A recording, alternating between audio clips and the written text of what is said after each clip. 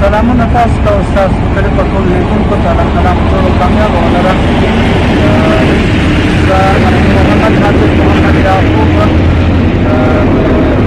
مشرانو د لوسنجید پر بنا باندې تقریبا 3 یا 4 میاشتې شاوخوا کېږي چې سالنګ ته معرفي سوی یم، د سالنګونو مسؤل یم.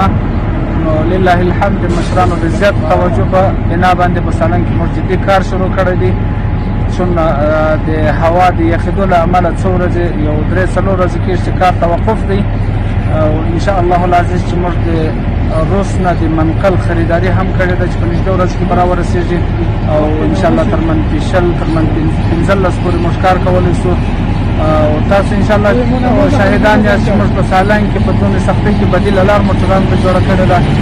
دغه اوس په کوم ځای کې ولاړ وي دا هغه بدیله لار ده چې په ګالرۍ کې موږ کانکریټ CTB مواد او د فلټر مټریال مواد اچولي دي او بدیله لار مو د موټرانو او د ملت لپاره د ترافیک پر مخ خلاصه ده. ډېر لږ وخت کې به تاسو شاهدان یاست چې د سالنګ لاره به د ملت پر مخ باندې په اساسي ډول رغول کېږي او ټول به د دې لارې د سهولت او د